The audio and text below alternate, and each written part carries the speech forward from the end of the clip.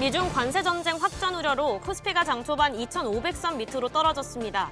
하지만 낙폭을 줄이더니 오히려 상승 반전의 양상을 보이고 있습니다. 트럼프 미국 대통령이 모든 수입 철강과 알루미늄 제품에 대해 25%의 관세를 부과하겠다고 밝혔습니다. 한편 중국은 트럼프 대통령의 관세 조치에 대해 예고한 대로 보복 관세에 나섰습니다.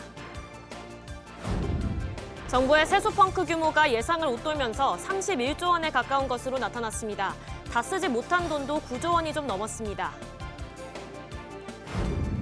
공공기관과 제조업 등 양질의 청년 일자리가 줄고 있습니다. 청년들의 구직의욕도 꺾이는 게 아니냐는 우려가 커지고 있습니다.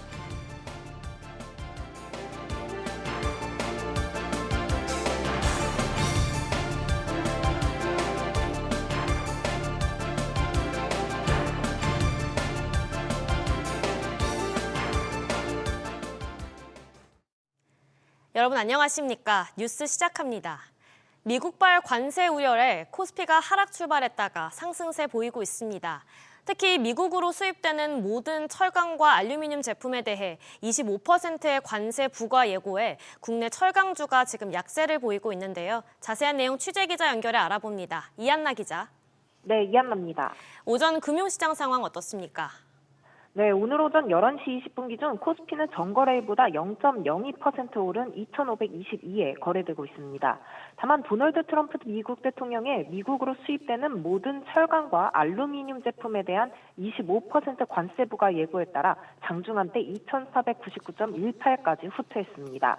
이에 국내 철강 제품의 수출 차질 우려로 철강주가 하락세입니다. 포스코홀딩스와 현대제철 모두 전장보다 2% 넘게 떨어졌습니다. 이 밖에 TCC 스틸, 포스코엠텍, KG스틸, 세아제강, 동국제강 등의 주가도 일제히 약세입니다. 같은 시간 코스닥은 개인과 기관이 매수 우위를 보이면서 전장보다 0.62% 오른 747선에서 거래되고 있습니다. 간밤 뉴욕 증시는 어땠습니까? 네, 앞서 현지 시간 7일 미국은 무역 상대국이 미국 제품에 적용한 관세만큼 똑같이 물리는 상호 관세를 도입할 의향을 표명했는데요. 이에 따라 뉴욕 증시도 관세 전쟁 확전에 대한 우려 확산으로 3대 주요 지수가 모두 하락했습니다. 트럼프 대통령은 상호 관세 방침에 대해 11일이나 12일 발표할 계획이라고 밝혔습니다. 트럼프 대통령의 관세 불안에 연방준비제도의 금리 인하 기대가 약해지면서 달러화 강세가 재개됐는데요. 원달러 환율은 전장 종가보다 9원 70전 급등한 1,457원 50전으로 출발해 1,455원대에서 거래되고 있습니다. SBS 비즈 이한나입니다. 중국이 예고한 대로 미국의 추가 관세 부과에 맞불 관세 대응을 시작했습니다. 또한 도널드 트럼프 대통령도 다시 다수 국가를 겨냥한 상호 관세 카드를 빼들면서 관세 전쟁이 본격화되고 있습니다. 김성훈 기자의 보도입니다. 중국이 오늘 0시를 기해 미국산 수입품에 최대 15%의 추가 관세를 부과하기 시작했습니다.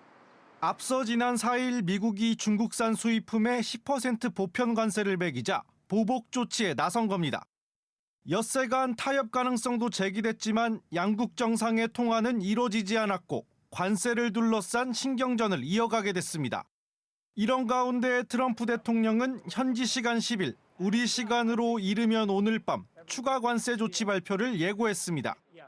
Any steel coming into the United States is going to have a 25% tariff. Aluminum too. 앞서 반도체와 의약품 등 품목별 관세 부과를 언급한 바 있는데 중국의 시장 점유율이 높은 두 품목을 먼저 겨냥한 것으로 풀이됩니다. 트럼프 대통령은 거의 모든 교역국을 사정권에 둔 고강도 관세 조치도 예고했습니다. I'll be announcing probably Tuesday or Wednesday at a news conference reciprocal tariffs and very simply it's if they charge us, we charge them.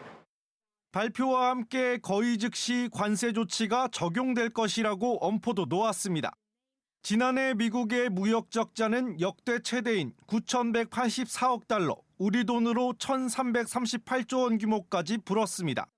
여기에 감세 공약 등으로 세수 부족 우려까지 커지자 전방위적인 상호 관세 카드를 빼든 것으로 풀이됩니다. 트럼프 대통령이 미국의 이익을 위해 우방국도 가리지 않고 공세를 이어가면서 관세 전쟁의 전선도 빠르게 확장되고 있습니다. SBS 비즈 김성훈입니다. 정부의 지난해 세수 펑크 규모가 예상을 웃돌면서 31조 원에 육박했습니다. 2년째 예상을 크게 빗나가며 예산에 못 미친 건데요. 이 세수 결손 때문에 미처 사용하지 못한 예산도 9조 원이 넘었습니다. 지웅배 기자. 네, 지웅배입니다. 작년에 재추계했을 때보다 세금이 덜 들어왔네요. 네, 기획재정부에 따르면 지난해 국세 수입은 336조 원이었는데요. 이는 예산 367조 원에 31조 원 가까이 모자란 수준입니다. 또 지난해 9월 세수 재추계 당시 예상된 결손 29조 6천억 원보다도 부족분이 1조 2천억 원가량 늘어났습니다. 반도체 기업들의 대규모 투자가 이어지며 환급이 늘어난 부가가치세 위주로 세수가 줄어들었다는 설명입니다. 직전해와 비교해선 국세 수입이 7조 원 넘게 줄어들었는데요. 민간 소비와 취업자 수 증가 등으로 부가가치세와 소득세가 늘었지만 기업 실적 악화에 따라 법인세가 18조 원 가까이 덜 거친 영향이 컸습니다. 이렇게 세금이 덜 거치면 써야 할 곳에 돈을 못 쓴 거네요. 네, 단순 결산상 불용액은 20조 1천억 원으로 집계됐는데요. 46조 원에 가까이 달하며 역대 최대 세수 펑크를 기록한 직전해보다 줄어들긴 했으나 여전히 20조 원대에 머물렀습니다. 여기에 연동된 지방교부금과 중복된 내부거래 등을 뺀 사실상 불용액은 9조 원 남짓으로 역대 두 번째를 기록했습니다. 이 중 예비비의 경우 집중호우나 태풍 등 재난재해가 비교적 적어 미집행된 게 2조 5천억 원에 달했다는 게 기재부 설명입니다. 정부 안팎에서는 여야정에서 추진하는 추경을 위해서 국채 발행이 불가피할 것으로 내다봤습니다. SBS 디즈 지웅배입니다. 한편 선호도가 높은 기업들의 채용이 줄면서 청년 구직자들의 시름이 깊어지고 있습니다. 양질의 일자리는 구직 의욕과도 직결되는 문제이기 때문에 대책 마련이 시급하다는 지적이 나오고 있습니다. 김한진 기자. 네, 김한진입니다. 먼저 취업자 증가세가 계속 둔화하고 있죠. 네, 통계청에 따르면 지난해 300인 이상 사업체 월평균 취업자는 314만 6천 명이었는데요. 전년보다 5만 8천 명 느는 데 그쳤습니다. 직원이 300명 넘는 사업체 대부분은 중견 혹은 대기업인 만큼 취업 선호도와 고용 안정성이 상대적으로 높기 마련인데요. 월평균 취업자 증가폭이 2022년 18만 2천 명에서 2023년 9만 명으로 반토막이 났고 지난해도 40%가량 더 꺾였습니다. 업종별로는 질 좋은 일자리로 꼽히는 제조업의 경우 지난해 취업자가 6천 명 줄면서 감소세가 2년째 이어졌습니다. 공공기관 정규직 채용도 5년째 줄고 있는데 지난해 400여 곳에서 채용한 정규직이 300명 가까이 줄며 2만 명 선이 무너졌습니다. 특히 공공기관 신규 정규직에서 청년이 차지하는 비중은 82.5%로 2020년 이후 4년 만에 가장 낮았습니다. 이렇게 채용이 줄면 취업을 포기하는 분위기가 확산할 수도 있겠네요. 네, 중대한 질병이나 장애가 없는데도 경제활동 인구 조사에서 그냥 쉰다고 답한 청년이 느는 흐름에서도 알 수 있는데요. 지난해 쉬었음 청년은 1년 사이 2만 명 넘게 늘며 42만 명이 넘었습니다. 코로나19가 시작한 2020년을 제외하면 역대 두 번째로 많은 규모입니다. 청년층 인구가 줄어드는 가운데서도 쉬었음 청년이 느는 것은 구직 의욕이 크게 떨어지고 있다는 얘기인데요. 한국은행은 지난해 말 발표한 보고서에서 양질의 일자리가 부족한 미스매치 현상은 청년들이 자발적으로 노동시장을 이탈하는 주요 요인으로 작용하고 있다고 분석했습니다. SBS 비즈 김한진입니다.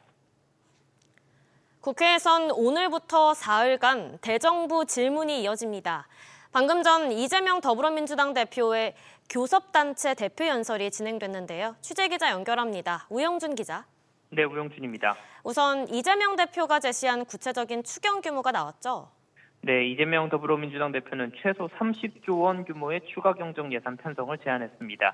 이 대표는 회복과 성장을 위해 가장 시급한 일은 민생 경제를 살릴 응급처방, 추경이라며 정부는 재정 확대를 통한 경기 회복의 골든타임을 놓치지 말아야 한다고 강조했습니다. 그러면서 소상공인 손해보상, 지역화폐 지원, 공공주택, 지방 SOC, 인공지능 반도체 등을 위한 예산이 필요하지만 추경 편성에 꼭 필요하다면 특정 항목을 굳이 고집하지 않겠다고도 했습니다. 이 대표는 핵심 산업으로 인공지능과 바이오, 문화 콘텐츠, 방위산업, 에너지, 제조업 등 6가지를 꼽고 지원이 필요하다고 강조했습니다. 또 트럼프 2기 정부 통상위기 대응을 위한 국회 차원의 통상대책특별위원회 구성도 제안했습니다. 이 밖에 기본사회를 위한 회복과 성장위원회를 설치해 먹고 사는 문제를 해결하는 먹사니즘을 포함해 모두가 함께 잘 사는 잘사니즘을 새로운 비전으로 내놨습니다. 주 4일 근무도 다시 한번 제안했다고요? 네, 그렇습니다. 이 대표는 앞으로 한국은 주 4.5일제를 거쳐 주 4일제 근무 국가로 나아가야 한다고 밝혔습니다. AI로 상징되는 첨단 기술 시대에선 생산성이 높아지는 대신 노동의 역할과 몫의 축소는 필연이라며 노동시간 연장과 노동 착취로는 치열한 국제 경쟁에서 생존조차 어렵다고 지적했습니다. 최근 여야가 반도체 특별법 제정 논의를 거치는 과정에서 반도체 분야에 주 52시간의 예외 조항을 넣을지 협의에 들어갔습니다. 이 대표는 유연하는데도 노동시간 총량을 늘려서는 안 된다고 밝히면서 이에 대한 반대 입장을 시사했습니다. SBS 비주 우영준입니다. 정부가 과도한 전세 대출을 방지하기 위해 보증 제도를 손질합니다. 갚을 능력에 따라 보증 한도에 차등을 두겠다는 건데요. 신성호 기자. 네, 신성호입니다. 보증 한도가 언제부터 줄어들죠? 네, 정부는 올해 하반기부터 소득이나 기존 대출 등 차주의 상환 능력을 고려해 주택도시보증공사의 전세대출 보증 한도를 산정하기로 했습니다. 소득이 낮거나 기존 대출이 많은 경우에는 보증 한도가 낮아져 전세대출 가능 금액이 줄어들 수 있습니다. 지금까지 주택도시보증공사는 세입자의 소득을 고려하지 않고 전세대출 보증을 해줬는데요. 그에 따라 주택도시보증공사의 전세대출 보증 규모는 지난해 기준 약 33조 원으로 불과 5년 사이 약 2배 늘었습니다. 보증 규모 확대가 전세대출의 확대, 전세값 상승까지 이어질 수 있다는 우려가 나오자 과도한 대출을 막기 위해 보증 한도 축소에 나선 겁니다. 국토연구원은 전세대출 보증이 3.8% 증가하면 전세값이 연간 8.2% 상승한다고 분석했습니다. 전세대출 보증 비율도 낮추기로 했죠? 네, 전세대출 보증 비율을 현행 100%에서 90%로 낮추기로 했습니다. 앞서 금융위원회가 지난달 발표했던 업무 계획에 포함된 내용인데요. 예를 들어 4억 원의 전세대출 보증을 받았던 사람의 보증 한도가 3억 6천만 원으로 축소되는 겁니다. 이렇게 보증 한도가 축소되면 은행들의 대출 심사가 더 깐깐해질 수 있고 자연스럽게 대출도 줄어들게 됩니다. SBS 비즈 신성호입니다. 절세 혜택을 받으려고 연금계좌나 개인종합자산관리계좌, ISA를 활용하시는 분들 많으실 텐데요. 그렇지만 절세 계좌에서 오히려 해외 펀드 배당금과 관련해 이중과세 문제가 불거지면서 논란이 됐습니다. 이를 해결하기 위해 정부가 국내 납부세액 한도 내에서 폭넓게 공제해주는 방향으로 가닥을 잡은 것으로 알려졌습니다. 안지혜 기자. 네, 안지혜입니다. 어떻게 바뀐다는 거죠? 네, 금융투자업계에 따르면 기획재정부와 금융투자협회 등은 ISA 계좌별 소득 합산 시 외국 납부세액 공제를 적용하는 새로운 기준을 마련했습니다. 우선 바뀐 세법에 따라 올해 1월 1일부터는 국세청이 펀드의 국외자산 투자 소득에 대한 외국 납부세액을 환급해주는 이른바 선환급 후 원천징수 제도가 종료됐습니다. 이에 따라 정부는 펀드별로 외국의 원천징수세율과 국내 원천징수세율을 비교해서 투자자가 펀드에서 소득을 지급받을 때 국내에서 납부해야 하는 세금에서 외국에 낸 세금을 공제하는데요. 문제는 연금계좌와 ISA입니다. ISA의 경우 수년간 또 연금계좌는 수십 년간 운용하는 계좌인데다가 편입하는 펀드도 많게는 수십 개에 달합니다. 때문에 방대한 데이터 관리가 어려운 점을 감안해서 정부와 업계는 2개 이상 펀드의 외국 원천징수세율을 14%로 간주한 공제율을 적용하기로 했습니다. 또 손실이 난 펀드도 외국 납부세액 공제 대상에 포함한다고요? 그렇습니다. 종전까지는 ISA 만기 시 투자 상품 손익을 통산해서 비과세 한도 초과분에 대해 9% 세금을 내면 됐지만 추후에는 ISA 만기 때 내야 하는 세금에서 이미 외국에 원천 징수된 세금 일부를 돌려받게 됩니다. ISA 계좌 순실 펀드를 비롯한 모든 펀드의 외국 납부세액을 일종의 크레딧처럼 적립해둔 것에서 일정 공제율을 적용한 액수를 공제받을 수 있습니다. SBS 비즈 안지혜입니다. 이처럼 정부가 이중과세 문제 해결에 나선 가운데 미래에셋 자산운용이 ETF 분배금을 투자자들에게 과소 지급한 것으로 드러났습니다. 절세계좌 관련 이슈 등을 감안해서 보수적으로 지급했다는 입장이지만 논란은 이어질 것으로 보입니다. 엄하은 기자. 네, 엄하은입니다. 분배금이 줄었다는 논란을 결국 인정했군요. 네, 미래에셋 자산운용이 이달 초 투자자들에게 지급한 ETF 두 종목의 분배금을 과소 지급했다고 인정했습니다. 미래에셋 자산운용이 이달 초 투자자들에게 지급한 ETF 두 종목의 분배금을 전분기 대비 크게 줄어 논란이 일어난 바 있는데요. 이와 관련해 미래에셋자산운용 측은 타이거 미국 S&P 500, 미국 나스닥 100 ETF의 1월 분배금은 펀드 외국 납부세 과세 방법 개편 사항을 반영하고 절세 기간의 이중과세 이슈 등에 따른 불확실성을 감안해 보수적으로 책정돼 지급됐다고 밝혔습니다. 또 ETF를 포함한 수익증권은 소득세법상 유보 가능한 이익을 제외하고 해당 연도 내에 투자자에게 모두 분배해야 한다라면서 새로운 과세체계 적용 시 혹시 발생할 수 있는 문제를 최소화하기 위해 투자자 보호 조치의 일환으로 판단했다라고 덧붙였습니다. 그럼 남은 분배금은 어떻게 지급되나요? 미래에셋운용은 과소 지급하고 남은 분배금을 다음 분기 배당에 얹어 추가 분배하겠다고 밝혔습니다. 미래에셋운용은 1월 말 기준 타이거 미국 S&P 500의 발생 분배금은 65원이었으나 이 중 45원만 분배했는데요. 남은 20원은 4월 말 분배 기준일에 맞춰 지급하겠다는 입장입니다. 타이거 나스닥 100은 243원의 분배금이 발생했으나 이 중 70원만 분배돼 4월 말 기준일에 추후 발생할 분배금의 173원을 더 얹어주게 됩니다. 미래에셋운용은 잔여 분배금은 별도의 스탁기관에 안전하게 보관돼 있다고 강조했습니다. SBS 비즈 엄하은입니다. 은행권에서 또 수십억 원대 금융사고가 발생했습니다.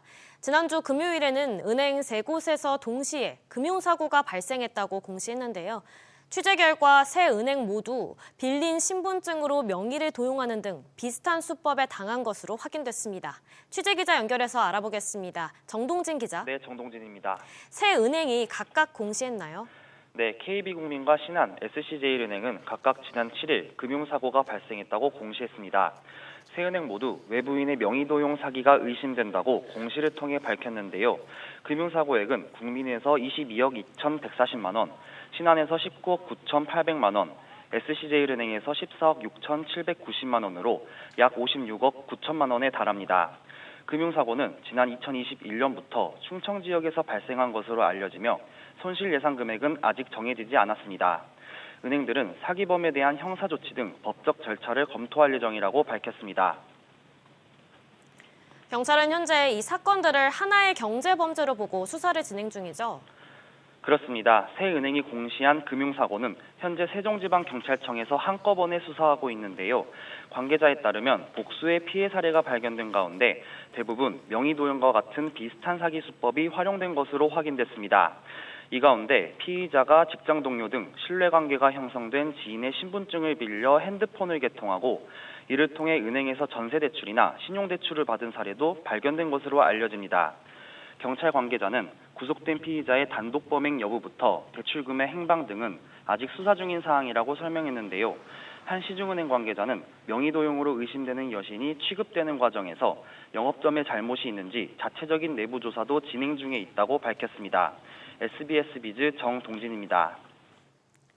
지난해에도 대규모 금융사고로 홍역을 치른 금융당국이 올해는 예방과 처벌을 더욱 강화하기로 했습니다. 또 가계대출은 분기별로 관리해서 지난해와 같은 대출 절벽은 없게 한다는 방침입니다. 오수영 기자. 네, 오수영입니다. 불안전 판매 같은 대규모 금융사고 어떻게 맞나요? 앞서 홍콩 H지수 ELS 불안전 판매와 기업은행 대형 여신사고 등 대형 금융사고가 지속적으로 발생해왔습니다. 이국현 금감원장은 오늘 무관용 원칙으로 엄중 조치하겠다는 방침을 재확인하면서 범죄 피해액 환수가 반드시 이루어지도록 수사기관에 적극 협조하겠다고 밝혔습니다. 또 성과 보수 체계 재정비를 통해 앞서 장기간 뿌리내려 있던 금융권 전반의 단기 성과주의를 근절할 계획입니다. 또 민생 침해 금융범죄 대응책도 강도를 높이죠? 네, 불법 사금융의 주요 유통 경로로 악용돼 온 온라인 불법 금융 광고와 스팸 문자 등을 송출 자체가 되지 않게 차단하기로 했습니다. 법정 최고금리를 초과하거나 불법 추심을 한 불법 대부업체 전화번호도 대포폰 번호까지 적극 차단할 방침입니다. 보이스피싱 피해도 예방하기 위해 비대면 계좌 개설과 오픈뱅킹도 사전 차단하는 서비스를 올해 안에 열 계획입니다. 금감원 자체의 내부 개혁도 한다고요? 그렇습니다. 특히 지난해 금감원도 비판을 많이 받았습니다. 연초에는 금융사 자율에 맡기다가 연말만 되면 대출문을 틀어막도록 압박하기도 했고 TMF 사태를 통해 전자금융업자들에 대한 금감원의 감독 소홀이 밝혀졌기도 했기 때문입니다. 그래서 올해부터는 가계대출은 분기별로 점검하고 한도 소진율에 따른 단계별 조치 계획을 수립하기로 했습니다. 특히 상환 능력 중심의 심사 관행을 확립해서 국내 총생산 대비 가계대출의 비율을 낮출 계획입니다. SBS 비즈 오수영입니다. 요즘 OTT 서비스부터 온라인 쇼핑몰까지 구독 서비스가 참 많은데요. 그런데 이런 서비스들이 처음엔 무료라고 소비자를 끌어모았다가 별다른 안내 없이 유료로 슬쩍 바꾸면서 논란이 벌어진 바 있습니다. 소비자를 속이는 이른바 다크 패턴인데 앞으로는 반드시 사전 동의를 받도록 의무가 강화됩니다. 정대한 기자. 네, 정대한입니다. 구체적으로 어떻게 달라지는 건가요? 네, 대표적으로 정기 결제 요금이 인상되거나 무료에서 유료로 전환되는 경우 전환일로부터 30일 전부터 소비자에게 이를 고지하고 전환일 전까지 동의를 받아야 합니다. 소비자에게 해당 가격과 함께 해지를 위한 방법도 알려야 합니다. 이를 어길 경우 1년 이내에 영업정지 또는 최대 500만 원의 과태료가 부과될 수 있습니다. 공정거래위원회는 이처럼 다크 패턴을 막기 위해 마련한 전자상거래법 시행령을 오는 14일부터 시행한다고 밝혔습니다. 앞서 지난해 쿠팡은 멤버십 가격을 인상하는 과정에서 상품 결제창에 와우 월회비 변경 동의 문구를 포함했는데요. 이때 결제 버튼을 누르면 가격 인상에 동의한 것으로 간주했는데 공정위는 이를 다크 패턴으로 보고 제재에 착수했습니다. 다른 다크 패턴도 규제된다고요? 네, 그렇습니다. 우선 소비자가 이미 선택한 사안에 대해서 팝업창 등으로 반복해 변경을 요구하는 행위가 금지됩니다. 멤버십을 해지하려고 했지만 중지할 것을 반복 권유하거나 업그레이드를 권유하는 것 등이 대표적입니다. 또 온라인몰에서 상품에 붙는 각종 추가 금액을 숨겨놓는 행위도 금지됩니다. 예를 들어 가전제품에 필수로 따라붙는 설치비 등을 앞으로는 상품 페이지의 첫 화면부터 알려야 합니다. SBS 비즈 정대한입니다. 중국계 이커머스 테무가 우리나라 시장 진출에 본격적으로 나서는 모습입니다. 하지만 각종 저품질 논란이 끊이지 않고 있어 소비자 보호에 대한 우려의 목소리가 나옵니다. 최윤아 기자. 네, 최윤아입니다. 테무가 현재 국내 조직을 꾸리고 있다고요? 네, 업계에 따르면 테무는 국내 법인에서 일할 핵심 직군 임직원 채용을 진행 중입니다. 인사와 총무, 홍보 마케팅, 물류 등으로 일부 직군은 이미 채용 절차가 마무리된 것으로 전해집니다. 테무는 지난 2023년 7월 국내 판매 사이트를 개설한 뒤 지난해 2월 한국법인을 세웠습니다. 하지만 그동안 한국법인은 뚜렷한 사업 움직임을 보이지 않아 왔는데요. 이번 조직 구성의 시점을 두고 중국과 각을 세우고 있는 미국 트럼프 정부가 출범함에 따라 테무가 미국의 대체 시장으로 한국을 낙점했다는 해석도 나오고 있습니다. 테무는 국내 통합 물류망 구축에도 나서면서 국내 사업을 본격화할 것으로 보입니다. 그런데 테무 제품들은 품질 논란이 계속되고 있잖아요. 소비자로선 이에 관해 우려가 될 것 같은데요. 네, 어린이용품과 피부에 직접 닿는 장신구 등 종류를 가리지 않고 유해물질 검출이 잇따르고 있는 데다 소비자 민원 처리도 제대로 이뤄지지 않는 상황입니다.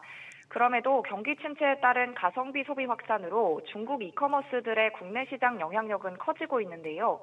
테무의 국내 이커머스 월간 활성 이용자 수는 823만 명으로 쿠팡과 알리익스프레스에 이어 3위입니다. 국내 사이트 개설 1년 반여 만에 17배 몸집을 키운 셈입니다. 테무가 공격적인 한국 사업을 예고한 가운데 알리는 신세계 그룹 지마켓과 손을 잡으면서 쿠팡, 네이버 등과의 국내 이커머스 경쟁이 격화될 전망입니다. SBS 비즈 최윤아입니다. 지난해 국적항공사 항공기 4대 중 1대는 예정 시간보다 최소 15분 늦게 출발하거나 도착한 것으로 집계됐습니다. 국회 국토교통위원회 소속 안태준 민주당 의원실에 따르면 지난해 국적항공사 10곳의 국내 국제선 평균 지연율은 25.7%였습니다. 전체 67만 8천 편의 항공편 가운데 약 17만 4천 편이 시간을 지키지 못한 겁니다. 항공사 중에서는 에어서울이 지연율 46.6%로 가장 높았고 이스타항공, 진에어 등이 뒤를 이었습니다. 예금보험공사가 추진 중인 MG손보 매각 실사가 또 무산되면서 법적 조치가 검토되고 있습니다.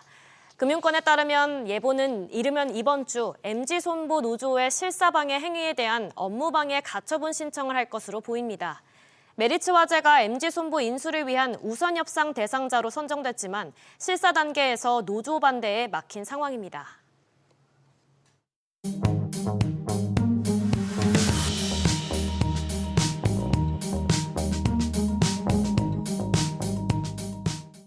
안녕하세요. K웨더 공기진흥센터에서 전해드리는 대기오염 예보입니다. 오늘도 아침엔 강추위가 계속되는 가운데 대기의 순환을 원활해 전국 공기질은 깨끗합니다. 서울도 현재 전 지역이 미세먼지 농도 좋음 단계를 보이고 있습니다. 강추위가 낮엔 조금 누그러지겠는데요. 서울 낮 기온 2도, 부산이 5도로 대부분 지역이 영상권을 보이겠고요. 충청과 전북 곳곳으로 눈이 조금 더 내리다 낮부터 차츰 그치겠습니다. 공기질은 오후에도 깨끗하겠습니다. WHO와 환경부 기준으로 전국 보통 단계가 예상됩니다. 내일은 기온이 더 올라 추위가 누그러지겠지만 수도권을 비롯한 전국 곳곳으로 공기가 탁해지겠습니다. 지금까지 대기오염 예보였습니다.